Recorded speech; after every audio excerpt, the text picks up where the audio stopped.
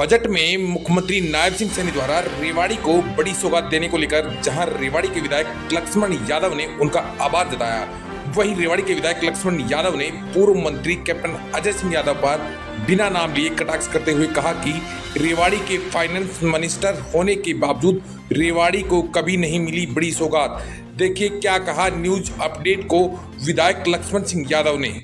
तो मैं आदरणीय मुख्यमंत्री जी का धन्यवाद करूंगा कि इस बजट में रेवाड़ी को बहुत सारी सौगातें देने का काम किया है।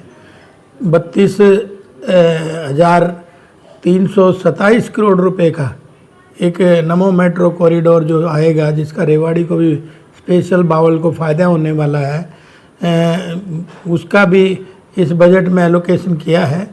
उसी के साथ मेरी एक डिमांड थी, मेरा क्वेश्चन भी लगा था कि 207 करोड़ रुपए का ये फ्लाईओवर है आरओबी, जो दिल्ली और पटौदी और रोहतक, तो ये वी शेप में ये फ्लाईओवर बनेगा और इसके लिए भी 207 करोड़ रुपए की मंजूरी इस बजट में दी है।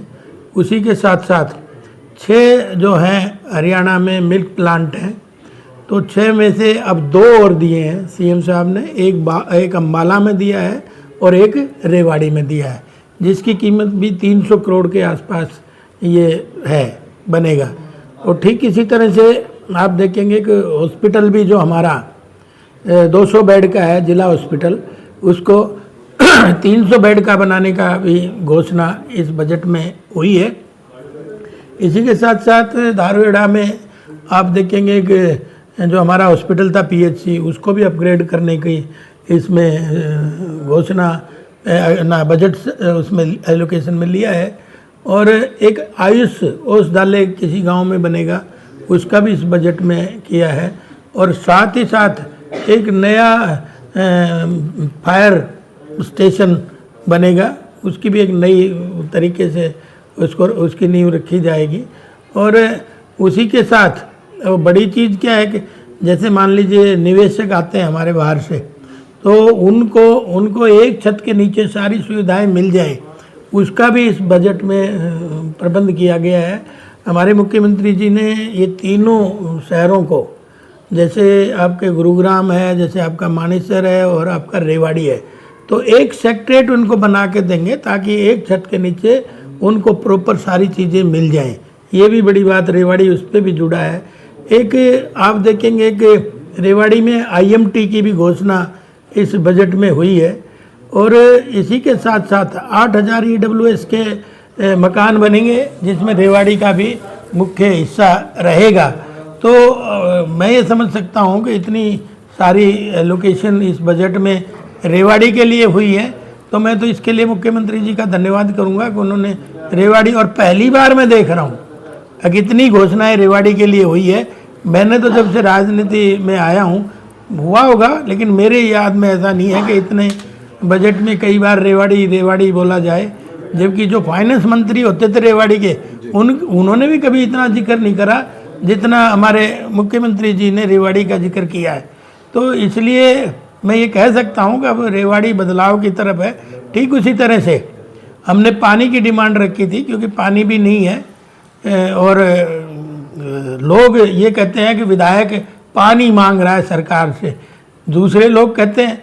लेकिन मैं ये कहना चाहता हूँ उन लोगों को भी कि मैं पानी अगर तुम पानी दे देते तो आज मांगने की ज़रूरत नहीं होती। तुम 40-50 साल से 3 पीढ़ियाँ रेवाड़ी ने प्यार तुम पे लुटाया, लेकिन उसके बावजूद भी आज पीने का पानी नहीं है। जब तो भूमि अधिग्रहण कानून अलग था, आज कानून अलग है, इसलिए हमें ज़मीन नहीं मिल रही। लेकिन फिर भी आप देखेंगे हमने कई पॉकेट में इस प्रोजेक्ट को लिया है, ताकि एक जगह ना मिलके कई जगह से ज़मीनें पूरी हो जाएं। और एक जगह का भी चल रहा है हमारा लिचाना में, 50 एकड़ के आसपास भूमि पोर्टल पे डाल दिया है, लेकिन वो सेटलमेंट भी लगभग करीब है, जल्दी ही हो जाएगा, क्योंकि 2 करोड़ 10 लाख रुपए के आसपास शायद डिमांड है, उसका एग्रीगेशन हो रहा है, तो वो भी हो जाएगा। तो मैं चारों तरफ से, और मैंने कहा अगर भाई 40 सेक्टर डिजाइन हो रहे हैं रेवाड़ी के चारों तरफ। रेवाड़ी निरंतर बढ़ रही है और हमारे पास हुड्डा कालाका में एक वो है, जबकि वहाँ ज़मीन है, तो उसके लिए भी मैंने कहा कि एक बड़ा टैंक यहाँ बनाया जाए ताकि 10 सेक्टर ऑलरेडी रेजिडेंट रह रहे हैं, बाकी तो प्लानिंग का हिस्सा है लेकिन उसमें रह रहे हैं। तो मैंने ये कहा भाई हुड्डा डिपार्टमेंट के पास ज़मीन पड़ी है, उन्हीं ने कॉलोनियाँ काटी है HSPP ने, तो आप बड़ा एक हमें उसके लिए भी मैंने सदन में बोला और उसमें भी हमारे पास पॉजिटिव रिपोर्ट आई कि हम इसको बनाएंगे। इसी तरह से आप जिला लाइब्रेरी की बात करें, भाई 36 साल होगी, मैं तो था नहीं, मैं तो 1.25 साल से ही हूँ।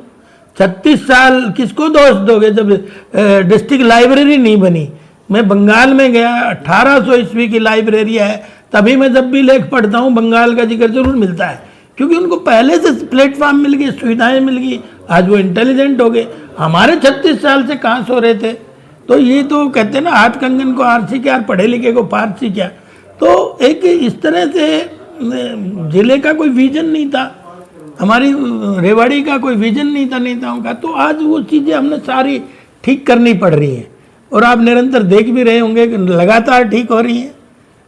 हर जगह काम चल रहे हैं, चाहे सड़कों का हो, चाहे शहर की गलियों का हो, चाहे शहर के बीचों बीच रास्ते का हो, और चाहे आप पानी का हो। और पहली बार आपने देखा, पहली बार सारे शहर की केबल बदली गई है, क्योंकि हमें उस बात की चिंता है। एक गर्मी आ रही है, उसके बाद सबके AC चल जाएंगे, लाइनें रोज फॉल्ट होती हैं, किसी ने चिंता नहीं करी इस बात की। पहली बार सारे शहर की, सारे देहात में हम लाइनें बदलवा रहे हैं, बहुत सारी बदल चुकी और बहुत सारी वर्किंग में काम चल रहा है। ये किसी ने सोचा नहीं, इतनी छोटी छोटी बातें। कोई कहते हैं ये छोटी बात है, मैंने कहा छोटी से ही बड़ी होती है जब, क्योंकि सुविधा तो सबको, हर नागरिक का है, और बिजली के बिना तो आज आदमी नहीं चल रहा है, जैसे आप भी चिंता कर रहे थे।